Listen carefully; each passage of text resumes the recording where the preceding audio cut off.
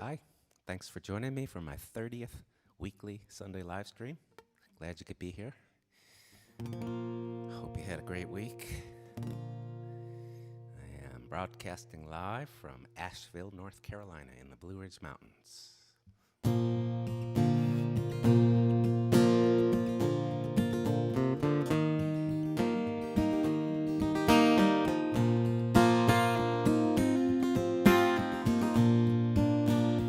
Everyone's wearing the latest designs.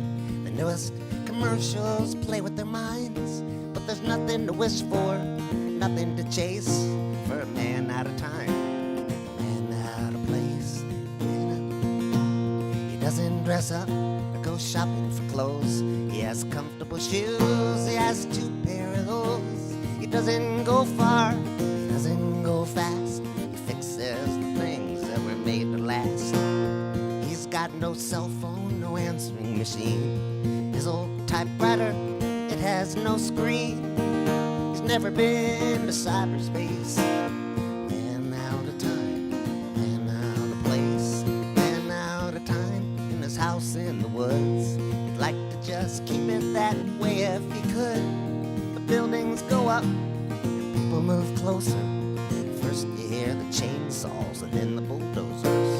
Man out of time, man out of place, man out of step with the whole human race. He doesn't consume, he tries not to waste. He's a man out of time, he's a man out of place.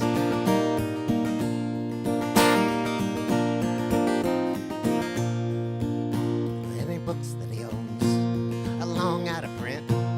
He doesn't like Bill or Hillary Clinton.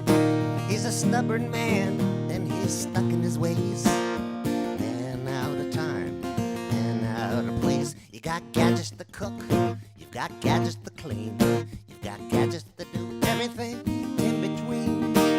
Well, he still does things the old-fashioned ways. Man out of time, man out of place.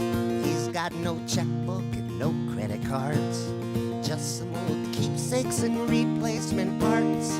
He's off the grid and he leaves no trace. He keeps his cash in an old suitcase, and he doesn't appear on anyone's list. A case could be made that he doesn't exist. He's not showing up in the database. Man out of time, man out of place. Man out of time, man out of place. Man out of step with the whole human race. He doesn't consume, he tries not to waste. He's a man out of time, he's a man out of place. Well, now people may judge this existence of his, but he's perfectly happy the way that it is. And still you figure the feds must be building a case against the man out of time, man out of place. Man out of time, man out of place, man out of step with the whole rat race. He doesn't consume, he tries not to waste. He's a man out of time, he's a man out of place.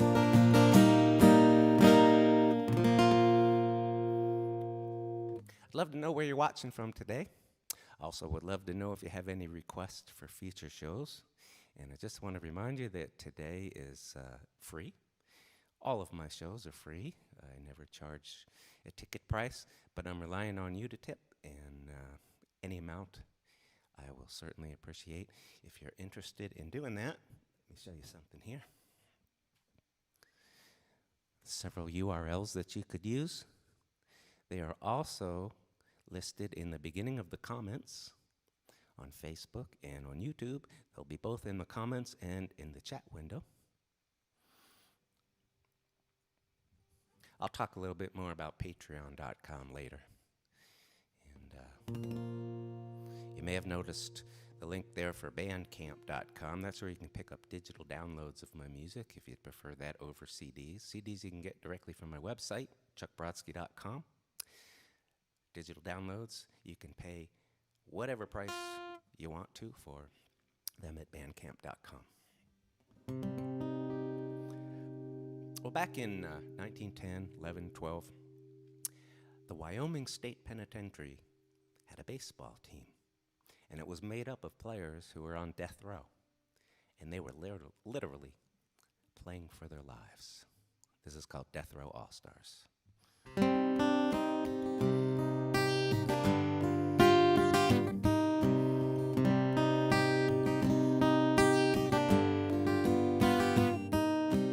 Where the Rockies meet the plains, towns rose up to meet the trains. Frontier justice handed down. Rawlins was that kind of town. They'd hang somebody now and then, make some shoes out of their skin, put them up there on display, reminding folks crime does not pay.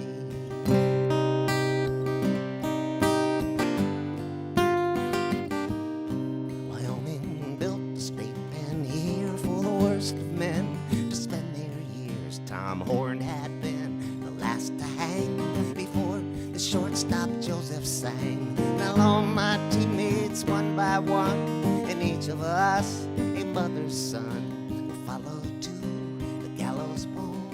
Lord have mercy on my soul.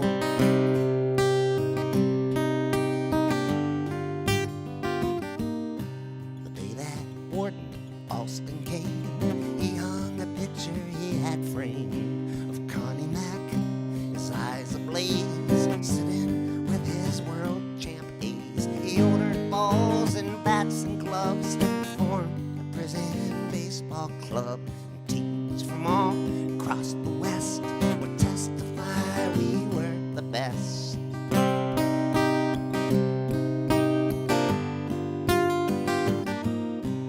Practice in the prison yard, concrete diamond popped and scarred. We only lived to crush that ball somewhere far beyond those walls, places I won't ever see. Go on, ball, you go for me. Give those lawmen all the drop. Keep on rolling, never stop.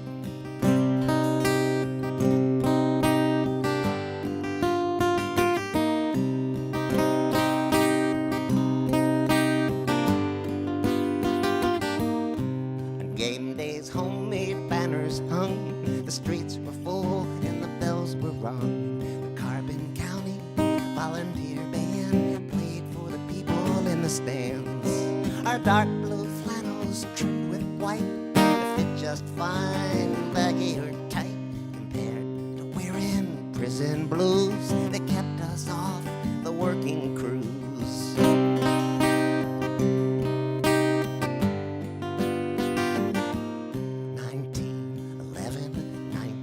1912, trophies on the warden shelf.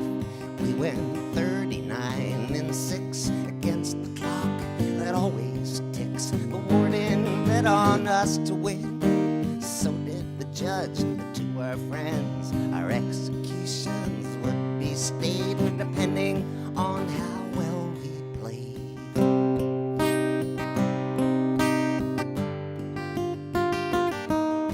Well, yesterday I struck out twice. I lay all night on a bed of ice. The warden called me in this morning, asked me for my uniform. He offered me a cigarette, told me that my date's been set. Tomorrow, should the sun still rise, I would be the most surprised.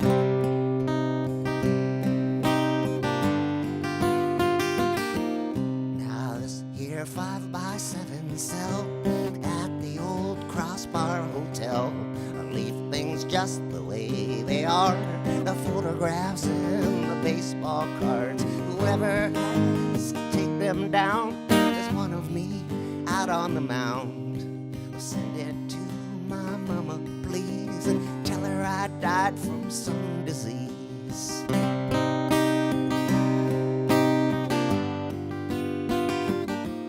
Yeah, send it to my mama, please. Tell her I died from a rare disease.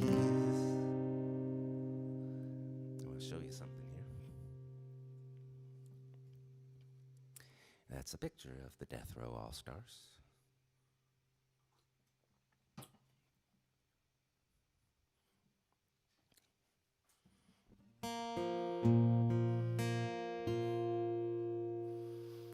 Well, I'm not going to give the song away by introducing it. I'm sure you have heard of this character.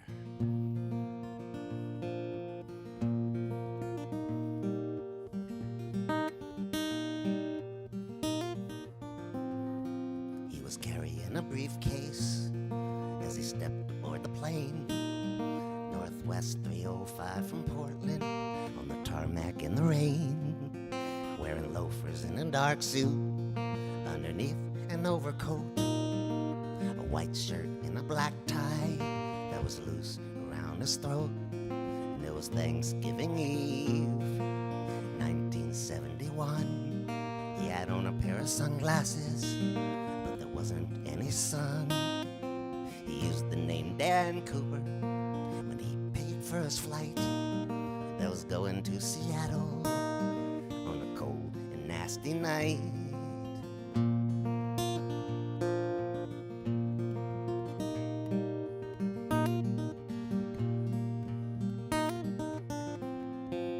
They taxied down the runway, then took to the sky. Cooper let a little bit of time go by before he called the flight attendant, told her to stay calm, and that inside his briefcase he said he had a bomb, $200,000, $20 bills, a plane, a crew, some parachutes, and no one would get killed. They landed in Seattle, the authorities complied, all the passengers were let out, but the crew remained inside.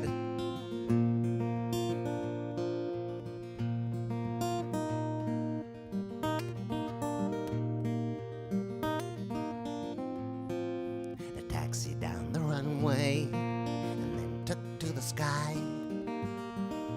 Cooper let a little bit of time go by before he called the flight attendant. Oops, sorry. I sang that verse already.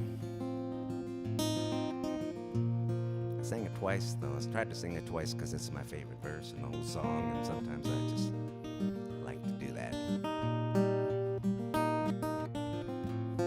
The plane took off for Portland, just Cooper and the crew. It wasn't but an hour before he bid them all adieu. But first he tipped each one of them $200 apiece.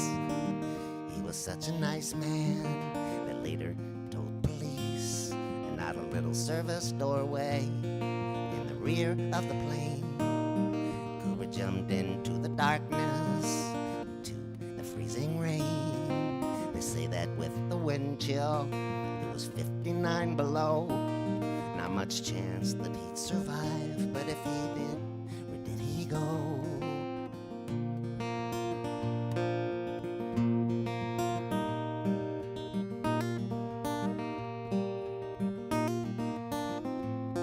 Some guy who lived in Oregon by the name of D.B. Cooper was arrested and interrogated by a couple of state troopers, but it wasn't him who did it. The lawmen had no luck, but the papers ran the story, and the name D.B. Cooper stuck. And it was on a family picnic 8 or 9 years later, 6,000 muddy dollars were found by a 7th grader on the banks of the Columbia, which would have been on his route. The authorities confirmed it was part of Cooper's loot.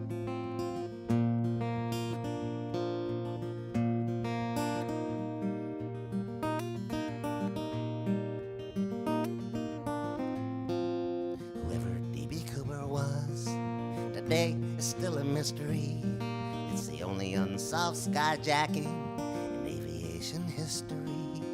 No one's ever tried to claim the very large reward. No one's ever seen him since he bailed out the door. But divers search the river every summer still for an article of clothing or a $20 bill, a briefcase or a wallet, or some kind of ID to determine who this D.B. Cooper might actually be.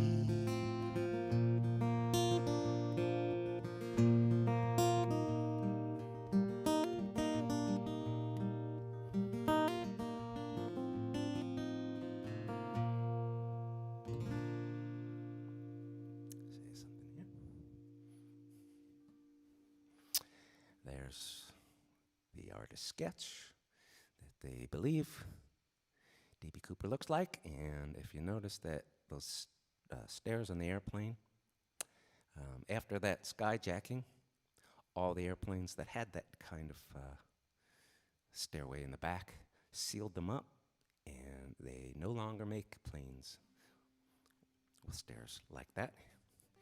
Here's picture of the plane itself.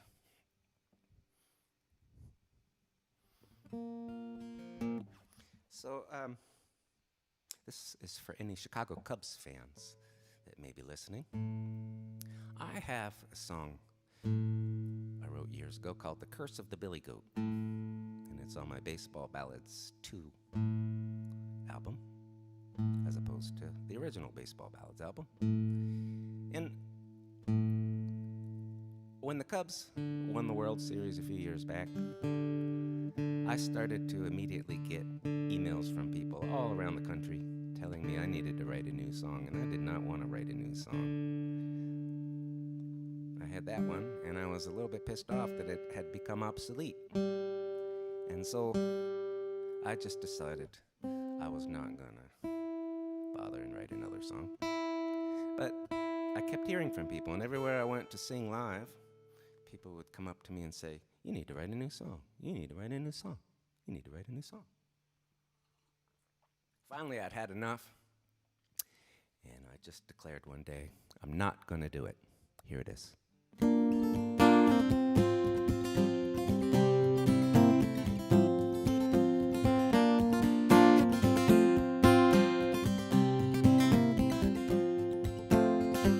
It was the 13th of never. It had been a very long wait for another week with 2 Wednesdays. Hadn't happened since 1908. Red snowflakes were falling. There was a very blue moon, and all the folks in Chicago were singing a Steve Goodman tune.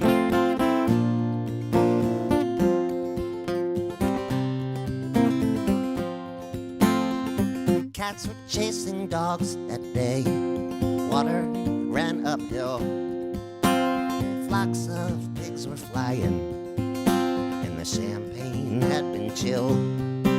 It was a short-sleeved night in November. The wind didn't even blow.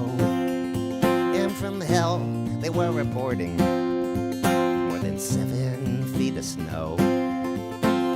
They finally had a parade. Leading it was a hearse. There was nothing but joy in Mudville. They threw a funeral for the curse. Well, no one alive can remember the last time Easter fell in May, or another evening in the autumn celebrating Christmas Day. But the fish had climbed the poplar, and the cows were coming home. The sun rose in the west the day the curse was overthrown.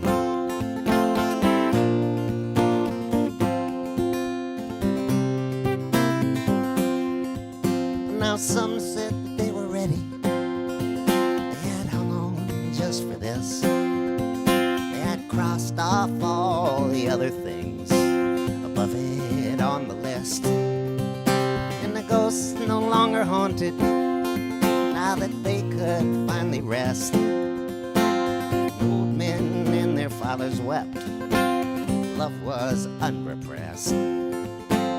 They finally had a parade. Leading it was a hearse. There was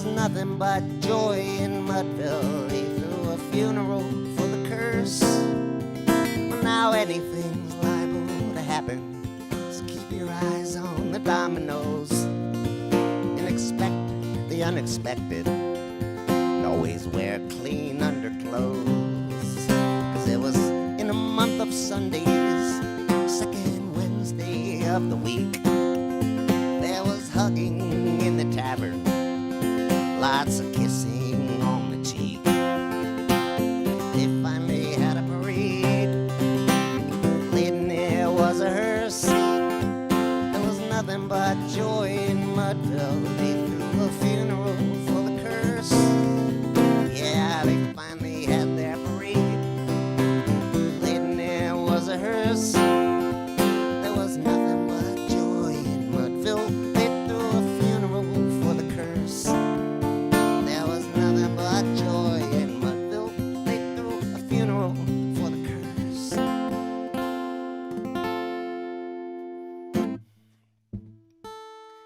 So, once again, love to know where you're watching from. Whether you have requests for future weeks. And want to cut away right now to something I like to call Puck View. Here's the Puck of the Week. The Department of Justice, Federal Bureau of Investigation hockey team. Bet you didn't know they had one. I didn't until I got the puck.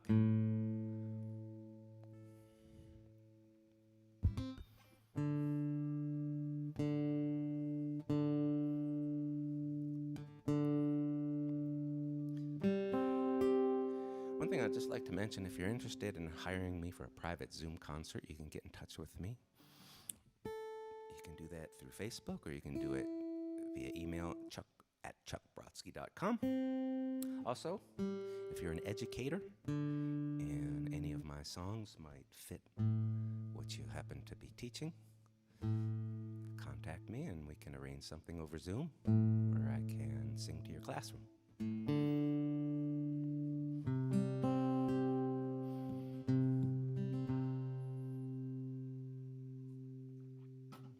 And here's a song for anybody that needs it.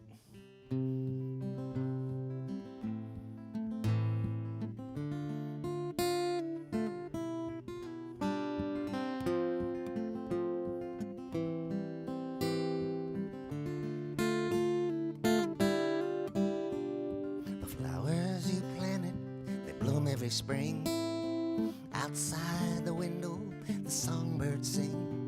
The mornings are peaceful, the evenings are too. It's quiet here now, in the absence of you.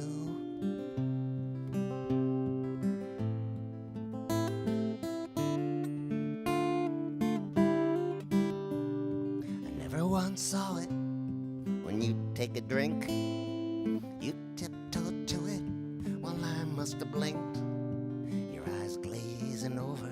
Well, that was my cue to start bracing myself for the absence of you.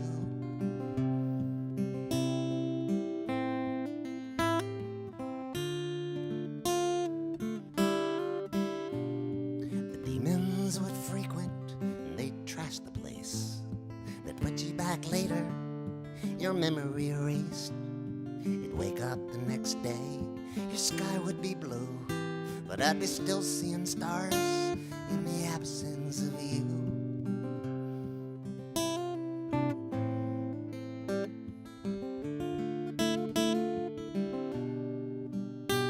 Sometimes you were them, sometimes they were you. You could never be certain of just who was who. I'd beg God to take me, but he never would do. Night after night, in the absence of you. Day after day, my vow I'd renew. For better or worse, or just what I had to do. And every so often, a ghost will yell boo and remind me again of the absence of you.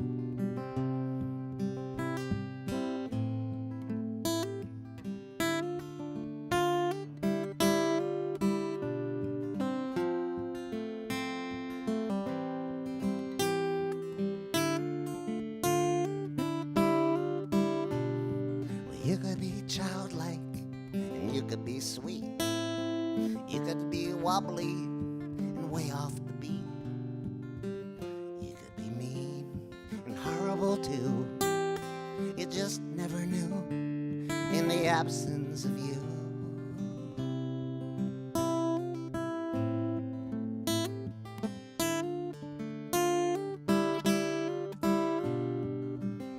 It was the whiskey that broke your heart. And I've often wondered if I played a part. But what you wouldn't tell me, I never knew. It was just my best guess in the absence of you. Day after day, my vow I'd renew.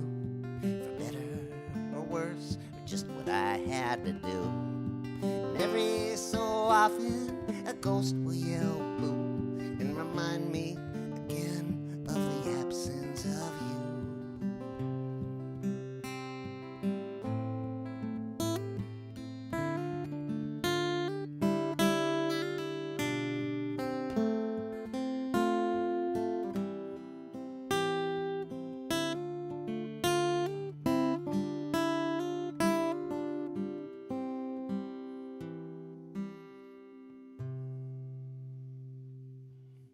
Absence of you.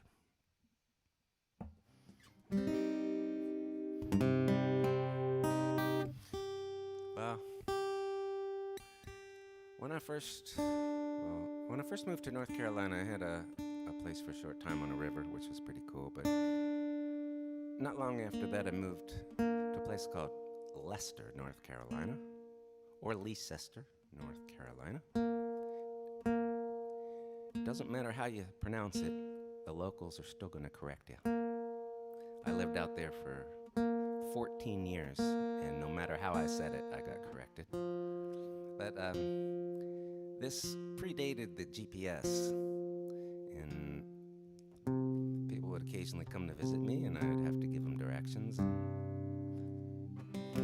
This is how I'd tell them to get there.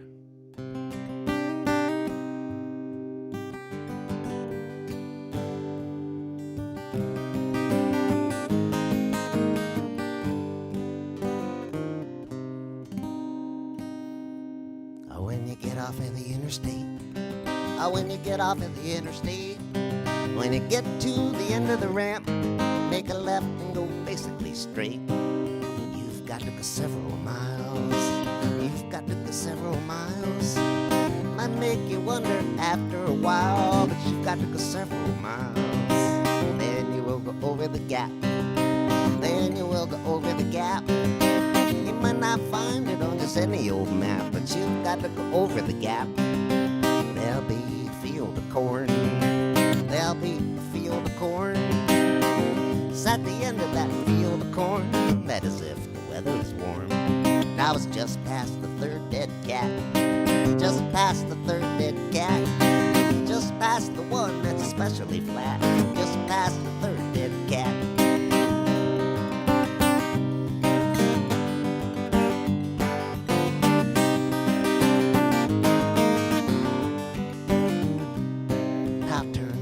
Gravel road, turn right on the gravel road. As soon as you see it, you're just gonna know it. Turn right on the gravel road. And if you get to the church, turn back. Get to the church, turn back. Do a U-turn. If you get to the church, the one with the historical plaque. And now that gravel road's gonna split. That gravel road's gonna split. Left where the gravel road splits, so you don't go off in the ditch. And I'll go up and around the red shack. Go up and around the red shack. And take a look at what they got out back as you go up and around the red shack. Drive right through the pack of hounds. Drive right through the pack of hounds. They'll all get up from their lying down to play chicken with you, so don't go around. Brace yourself for the hill. Brace yourself for the hill. Take a deep breath, summon your will. Brace yourself for the hill. Go all the way to the top. Go all the way to the top. Don't forget to breathe and put down your pop. And whatever you do, don't stop. You'll find the key on the ledge. You'll find the key on the ledge.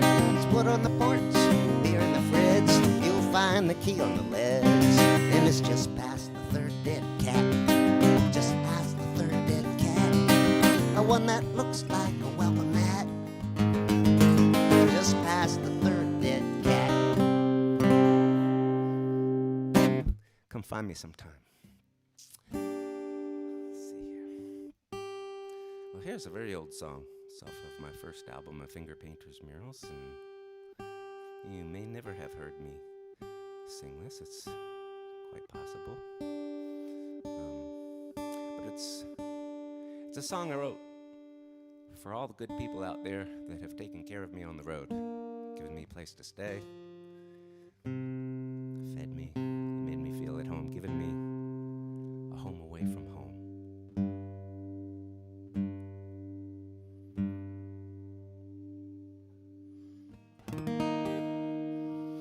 And the name of the song is Home Away from Home Again.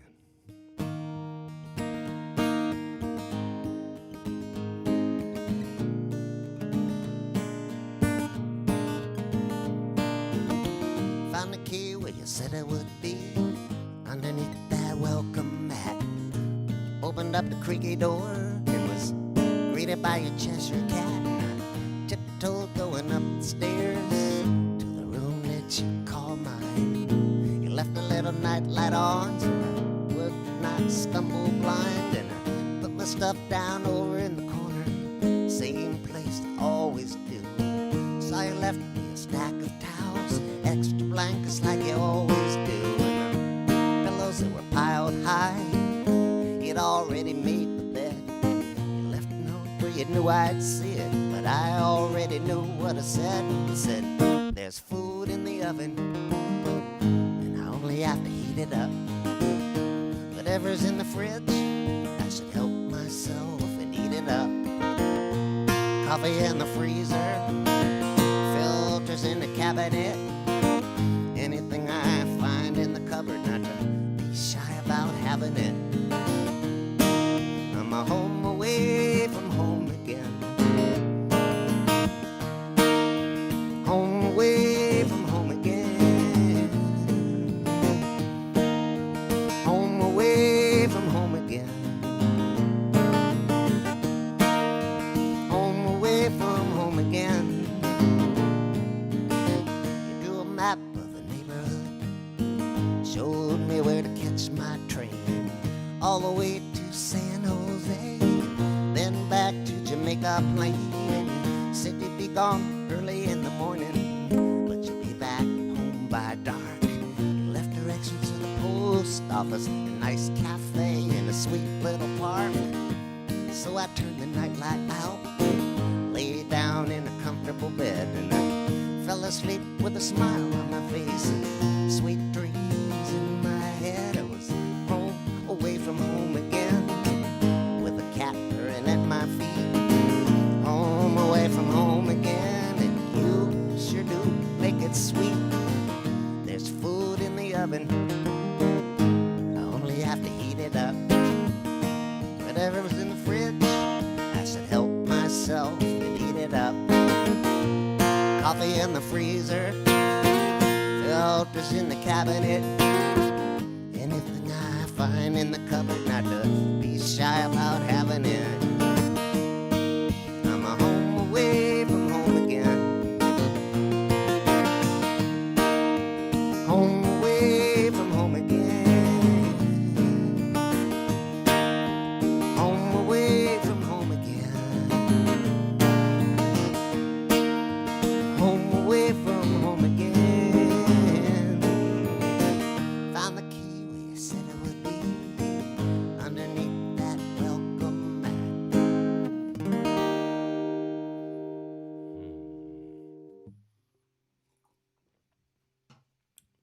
So in case you tuned in late, this is a free concert, as all of my Sunday live streams. But I have not been able to work since March, and this is my sole means of making a living. And the reason that I make these shows free is so that if anybody out there is in my shoes and has not been able to work and earn money in a long time, I want you to be able to enjoy my music. But if you are working, If you are able to contribute something, that would be very nice. You may be shocked to learn that a fraction of 1%, about 1/10 of 1% of all the people that watch my live streams contribute. So I hope you'll be one of the fraction of 1%, or maybe we'll even boost it up over 1%. Now, I don't know about you, but I hate disco music. I passionately hate disco music. There aren't many things out there I hate more than disco music. And that's because disco music actually changed my life. Not in a good way. See, when I was young, the singer-songwriter was played on top 40 AM radio, pop music. People like Jackson Browne and James Taylor and Bob Dylan. Or you could hear Arlo Guthrie or the band. Or you could hear the Rolling Stones. And when disco hit, all of a sudden, that took over, and all the great music, all the lyric-based music, and the singer-songwriters got pushed to the far left side of the FM dial. We didn't even know that existed unless you were into classical music or maybe jazz. And so, all these years, from the time I was a teenager until I found out about this story, I wished that there was something I could do to bring down disco. And then I found out a fellow by the name of Bill Veeck, former owner of the Chicago White Sox, put on a promotion called Disco Demolition Night in 1979. And his aim was to kill disco music. And he invited everybody to bring a disco record down to the ballpark. This was a promotion done with a local radio station, local rock station, whose numbers on the dial were 98 point something. And so if you brought an LP down, you could get into the game for 98 cents. And it was a double header. And this famous DJ, Steve Dahl, was going to blow up these disco records. Well, here's what happened.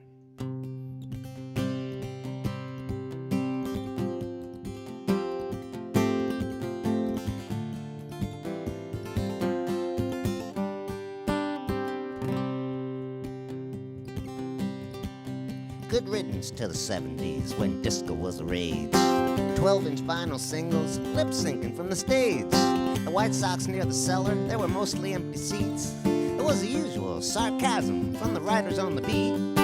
The owner of the White Sox was a fella named Bill Veeck, master of promotions, things you never would expect. The guy who signed a midget and then sent him up to bat, this time signed off on something even crazier than that. In between games, twilight doubleheader, rock and roll DJ would blow up disco records. So if you brought an LP, dropped it in the crate, you'd only have to pay 98 cents. Mission at the gate. The buses to the ballpark, you didn't see a lot of kids. Didn't see too many baseball caps or many baseball mitts. People had been drinking long before they paid their fares. Traffic on the freeway backed up to O'Hare. Comiskey Park, Chicago didn't have as many seats as was needed to accommodate the thousands in the streets. Started climbing fences, they started climbing poles. They had come to conquer in the name of rock and roll. But a slight miscalculation they had underestimated by just how many people disco was so deeply hated. More police were needed, but nobody thought to call. The person on the sidewalk burned a John Travolta doll.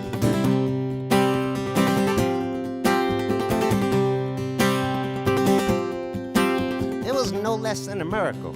No one was killed or maimed by disco record frisbees throughout the opening game. Some shattered on the dugout, some knifed into the grass. Some numbskulls roamed around looking to kick somebody's ass.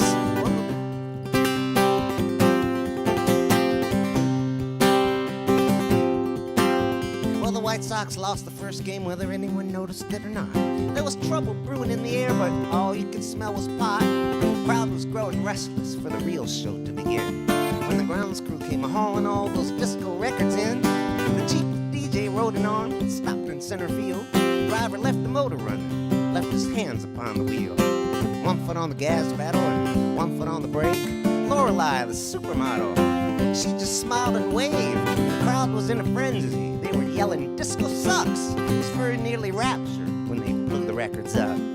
Sky High went to pieces, some landed in St. Paul. Most people yelled, "Woohoo!" and then drank more alcohol.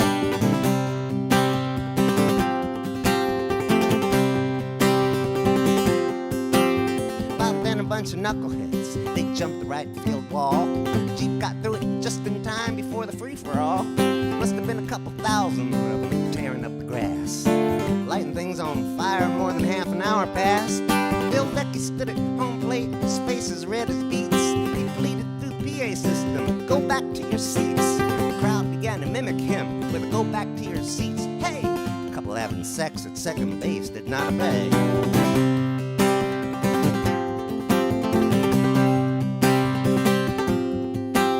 Well, the cops showed up on horseback, encircling the riot. Things calmed down in a hurry, things pretty soon got quiet. Second game got forfeited because the ball field was a wreck. But disco was eradicated, partly thanks to Mr. Beck. Good riddance to the 70s when disco was the rage.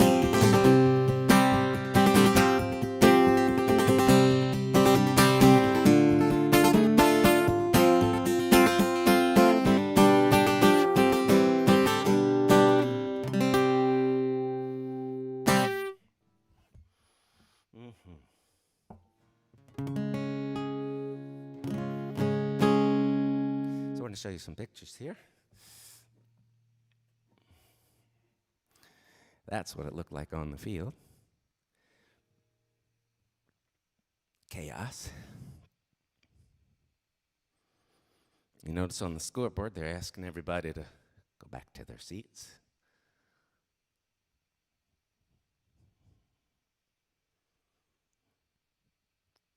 A little fire. There's Steve Dahl, did a radio DJ with the bin full of LPs. They were going to blow up. And there they are, blowing up all those records. What a beautiful sight.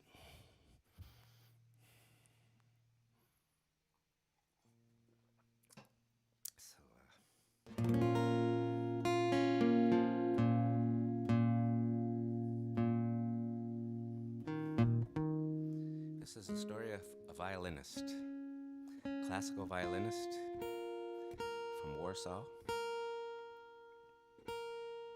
He was rounded up by the Nazis and taken to Auschwitz. And when he stepped off of the train, when the guards saw his violin, they had him audition for his life right then and there.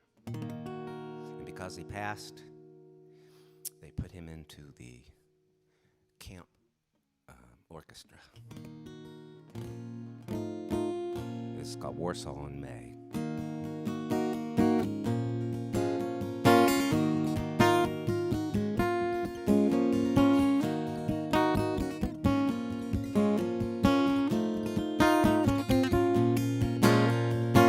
The godless ones were moving east, and we were turned in by a priest, rounded up with all the rest. Cattle cars from there went west. It was my precious violin. When we arrived, it saved my skin. The audition I would pass that day, Wagner I dared not misplay. My violin would save my life, as well my daughter and my wife. They'd summon me to come and play. I'd close my eyes and go halfway. They were so merry and so gay, danced by night and killed by day. They'd give me little scraps of food, sometimes when they were in the mood.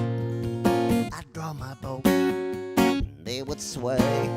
They had no orders to obey. The officers, their wives and whores, drinking their cognacs and their liqueurs. They crane their necks, strain their ears. I don't know where they found the tears. maybe someplace back in Berlin. Sometimes I slept some Mahler in.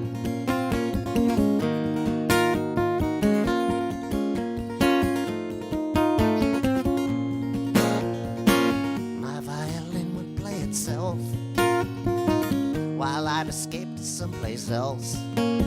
My shattered mind would limp away to Warsaw in the month of May, conducting in the concert hall. I would not see the things I saw. I'd hear the woodwinds and the strings. I'd tune down all the other things. I'd draw my bow, they would sway. They had no orders to obey. The officers, their wives and whores, drinking their cognacs and their liqueurs. They crane their necks, strain their ears. I don't know where I found the tears. Maybe someplace back in Berlin. Sometimes I slip some Mahler in.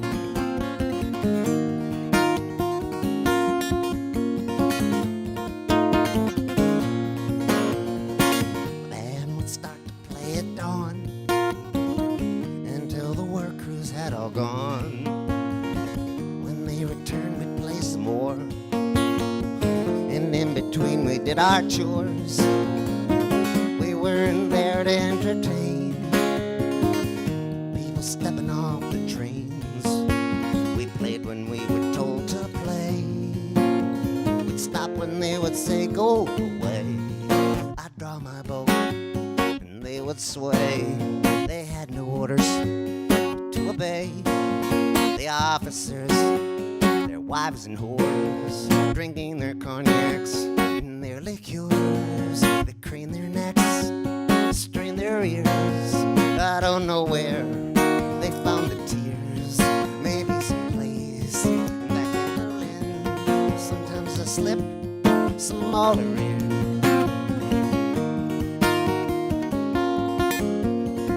Sometimes I slip some Mahler in.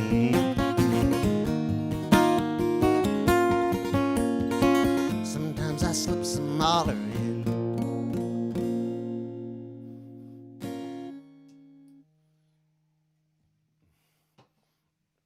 And here's a photograph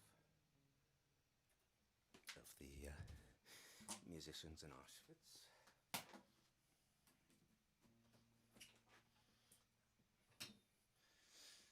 Now, I'm going to do something here that I have not done for a very long time. Hope this works.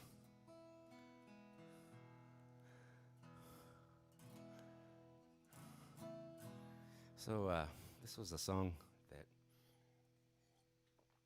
I have not sung in over 10 years, I'm sure. It's 35 years old, this song. I wrote it when I had a driving job out in the San Francisco Bay Area.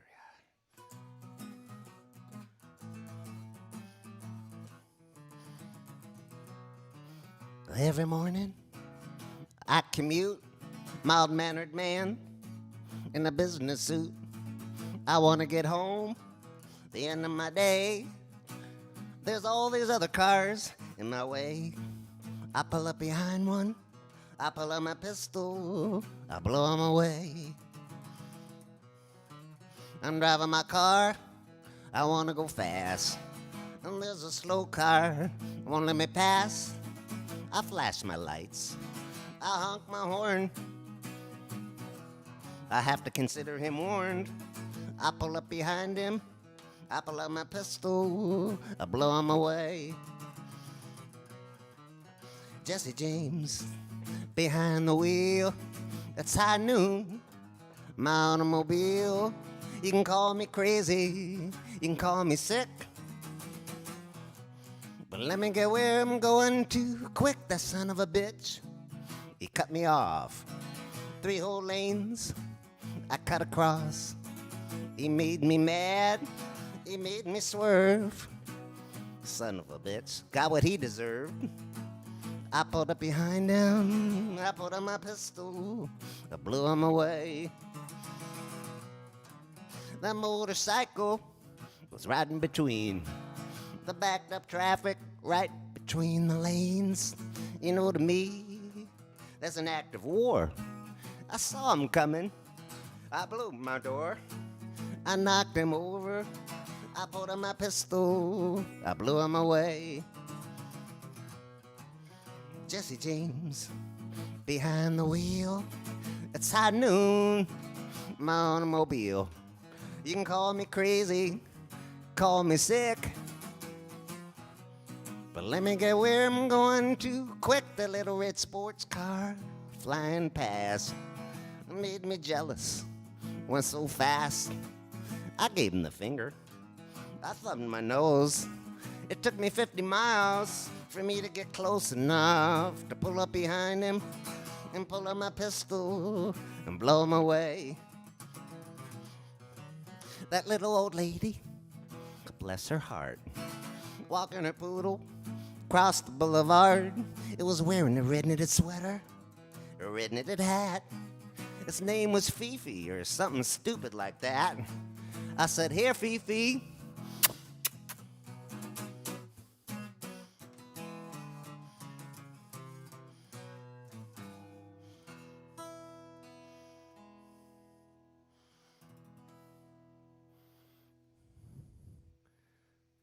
Oh no, I just realized I had my guitar muted. I'm so sorry. Oh well. Show business, right? Time for a magic trick. Abracadabra, presto, changeo.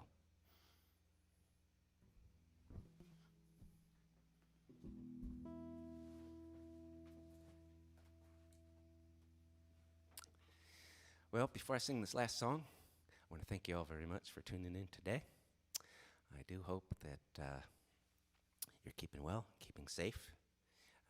Once again, all of the URLs, the links for how to tip or how to pick up my recordings, they're available at the very beginning of the comment section, both on YouTube and on Facebook, also in the chat window on Facebook. And I wanted to just briefly mention patreon.com. It's a fantastic platform where you can support your favorite artists on a monthly basis. You pledge whatever amount you want, and in exchange for that, you get access to things that I would share there that I won't share elsewhere. Just a couple of days ago, I shared a clip from when I was in the recording studio last week.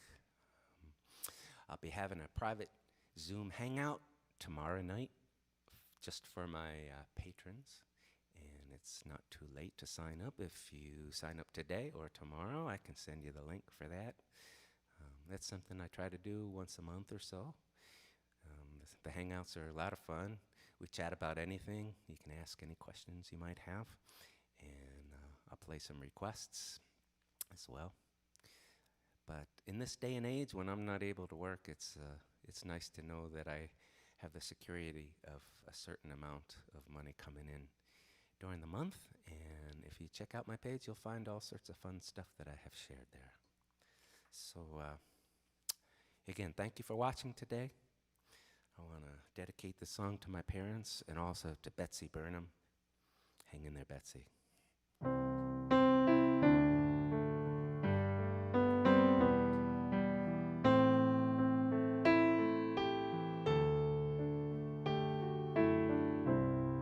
Well, I hope I see you later,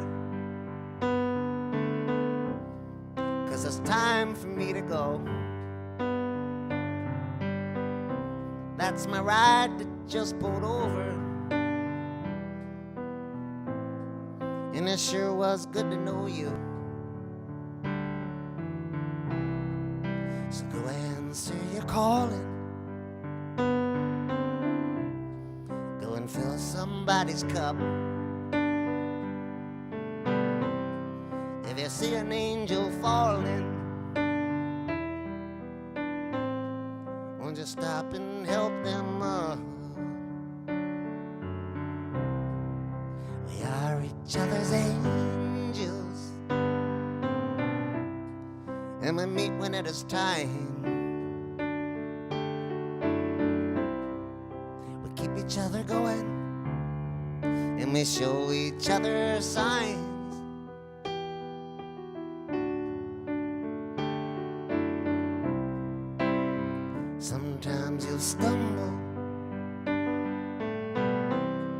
Sometimes you'll just lie down. Sometimes you'll get lonely with all these people around. You might shiver when the wind blows, and you might get blown away. You might lose a little color, you might lose a little faith.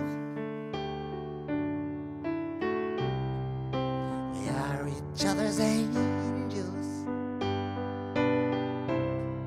and we meet when it is time. We keep each other going, and we show each other signs.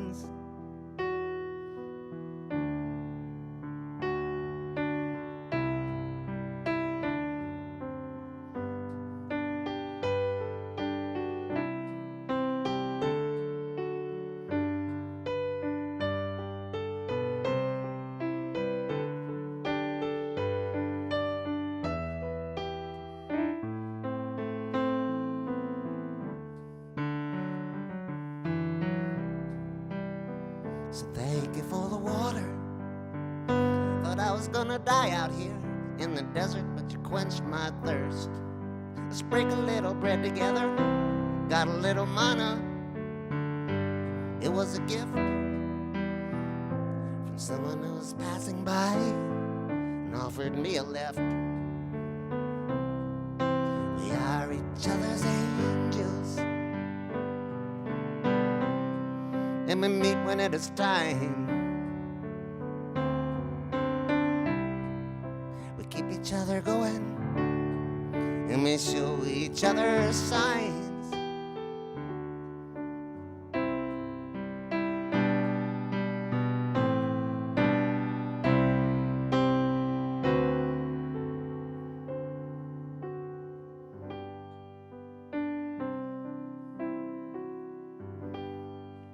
Stay safe, stay well. Hope to see you next week. Thanks for watching.